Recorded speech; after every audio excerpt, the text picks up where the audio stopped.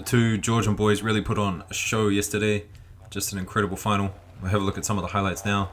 And of course, all the action on day 5. Also, if you've been following the action with me over the last 5 days, hit that subscribe button, stick around. I basically do videos like this for all the IJF Tour tournaments throughout the year.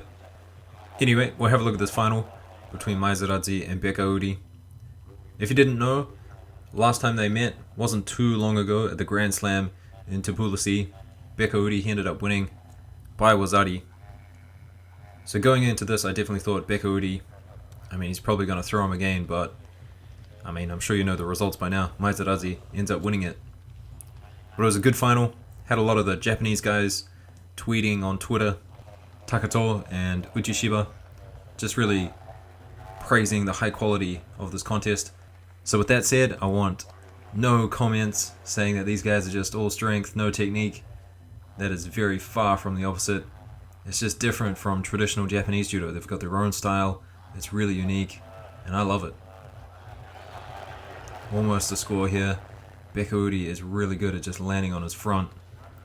Almost like a cat. He's got very, very good defense. Here's a really great attempt. Speaking of great defense, Maezaradze,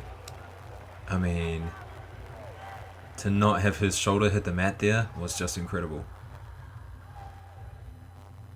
Don't see this often from Beka Uri taking an armpit grip, but he does love that hand over the back. And look at this tape. Tape just flying everywhere. These guys are going hard. And Maezaradze going for something similar.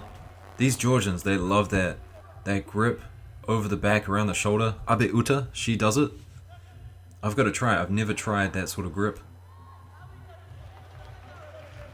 Seems a little bit dangerous. You could get uranaged pretty easily, I think. But these guys, they're used to that. They know what to do. Look at this. Maezaradze didn't have the best grips, but knew how to defend well. And he's got 2 shidos to his name. 2 minutes into golden score now. So looking at this, you were just thinking Beka Uri, and he is so aggressive, Beka Uri. He's always putting in attacks. He's not one to play the shido game. He likes to get you out of there quickly. And then this just came out of nowhere. And some people commenting that they've never seen that technique before. I've seen it before, but not off an Osotogari like that. That was crazy. I think you have to call it an Obitorigaishi. It's like a Yoko Obitorigaishi. Did I just make that up? I definitely did. So if you're Georgian, let me know what the chit chatter is about who to send to the Paris Olympics. Beka Uri or Maezaradze. I think that's a big plus to Maezaradze winning the World Championships. Although Beka Uri has a win over him recently, I hope they do meet again and get to decide it. So Beka Uri and Murao, they ended up meeting. Can't quite remember if it was the quarterfinal or the semi-final, but nonetheless they did actually meet. And Murao, he was looking good all day. Had some really good techniques. This is in the quarterfinal. Nice Ochigari. So yes, definitely the semi-final when Beka Uri and Murao met, and I was kind of surprised. I thought Murao looked good. He definitely favors this left versus right situation. I kind of thought, Mashiyama might be the best to deal with Beka Uri, but Murao, his grips were going well. He was dealing with this by popping out the shoulder. Got a nice Wazari score here. And then, I don't know what happened, but Beka Uri got 2 scores against him. He's just so dangerous. I've never seen someone so able to just flick a switch and go in a completely different direction. One moment he's losing, and then the next moment he's 2 Wazaris up and winning it. He's incredible. Murao, he ended up taking one of the bronze medals with this nice Osotogari. 2 hands on the one side. He loves doing that a lot.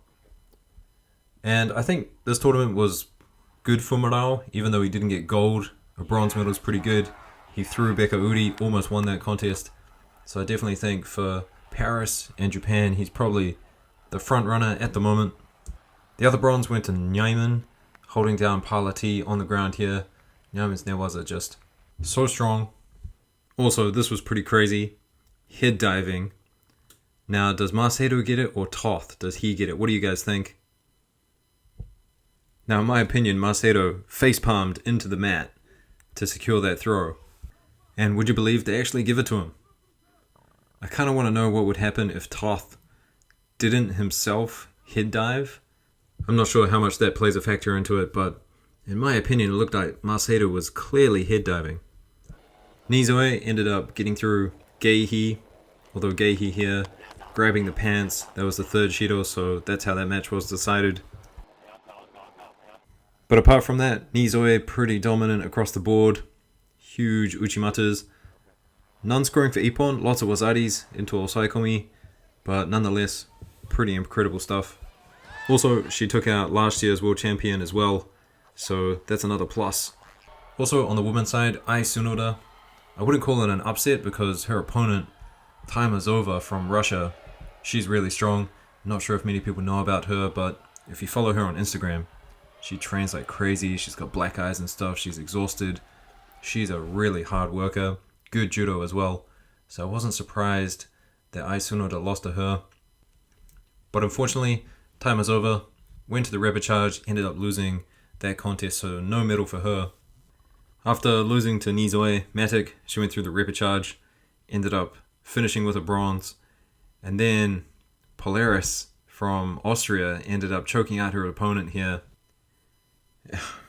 I feel really bad about this one. At first I was laughing, and then I was angry. I mean, I don't even know who this person is. Coach, I guess? Why is the coach running on first? And look how late the medical team are.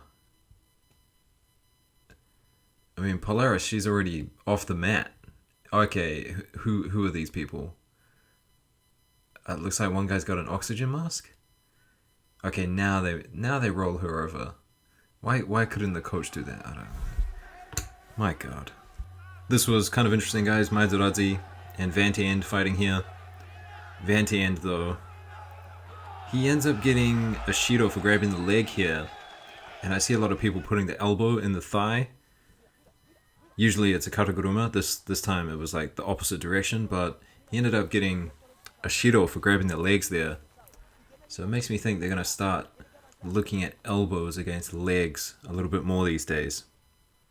I think that's dumb though. I think you should be able to use your elbows against the leg. I really think the leg rule, the problem was grabbing the pants. And as soon as you grab onto something, you can just do much more than you can in a wrestling situation. And it put people in all these kind of dangerous situations, grabbing the pants, kind of twisting them up and stuff. So an elbow, I don't really see a problem with an elbow. I don't know. What do you guys think?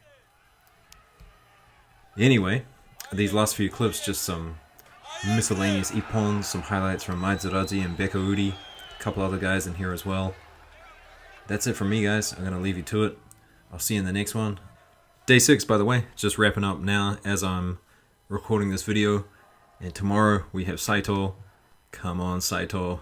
Do it for Japan. I want to see Saito versus Teddy Raniere. It's going to be amazing. Anyway, guys, I'll see you later. Peace out.